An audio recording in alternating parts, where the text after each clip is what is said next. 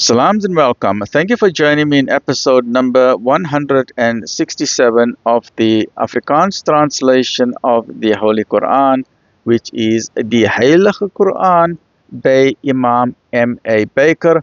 A'udhu billahi minash shaitani rajim. Bismillahir Rahmanir Rahim. In de naam van Allah, die barmhartige, die genadige. In the name of Allah, most gracious, most merciful.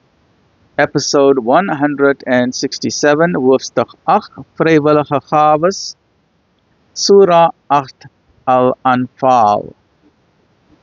Afdeling 5 van hoofstuk nommer 8. Badr as 'n teken van die profeet se opregtheid. Sê aan die now we are coming here, this yellow part here is deel 10 uit 30 dele. So alhamdulillah, by the grace of Allah subhanahu wa ta'ala, we are now starting with the 10th para of the Quran. When we reach the 10th para, then we have completed 1/3 of the Quran, alhamdulillah, right? So there are 30 portions or 30 paras, but there are 114 chapters or hoofstukke, right? So let's continue. Sê aan die ongelowiges dat as hulle ophou met wat verby is, hulle vergewe sal word. En indien hulle terugkeer, dan was die voorbeeld van diegene voor hulle vir hulle 'n teken gewees. En veg met hulle totdat daar geen vervolging meer is nie. En totdat alle godsdienste vir Allah is, maar as hulle ophou, Allah is waarlik die siener van hulle handewerke. En as hulle terugkeer, weet dan dat Allah julle beskermer is. Uitmuttend die beskermheer en uitmuttend die helper.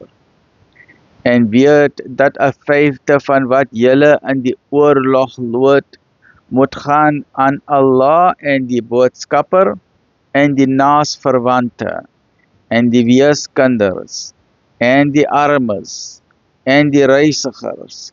Dit is as julle in Allah glo, en in dit wat ons aan ons dienaar geopenbaar het, op die dag van onderskeiding. Die dag waarop die twee leerders mekaar ontmoet het, wat is daai? Dit is by Badr, reg, by die oorlog by Badr. En Allah het mag oor alle dinge. Toe julle op een kant van die vallei was, en hulle op die ander kant, terwyl die karavaan onder julle was, en as julle probeer het om 'n onderlinge afspraak te maak, so julle sekerlik daarvan moes afsien. Maar dit het so geskied, omdat Allah 'n saak moes afhandel, sodat hy wat na aanleiding van die duidelike bewyse vernietig moet word, vernietig is. En hy wat deur duidelike bewyse sal lewe, mag lewe. En voorwaar, Allah is alles horend, alles wetend.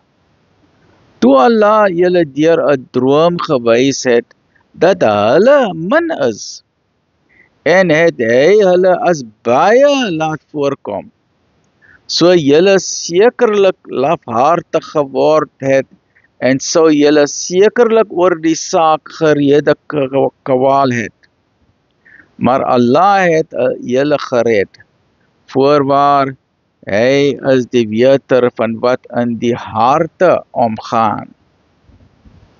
En toe hy hulle vir julle by die ontmoeting maar min laat lyk het, en julle vir hulle ook min, sodat Allah die saak kan afhandel wat gedoen moes word. En toe Allah keer alle dinge terug. So you see how important psychologically this very, very important is. So even though they were 1,000 people, in the dream or in the vision, Allah showed them as being very few, right? Very, very few, not 1,000. So when the Muslims saw that there were only few, it increased their confidence. They were now boosted to say, hey, you know what, we can win this battle. Right? If Allah had showed them the true numbers in all the military warfare, then they would have been despondent. But this is a powerful psychological way in which they were motivated by the grace of Allah subhanahu wa ta'ala. Alhamdulillahi Rabbil Alameen. Right.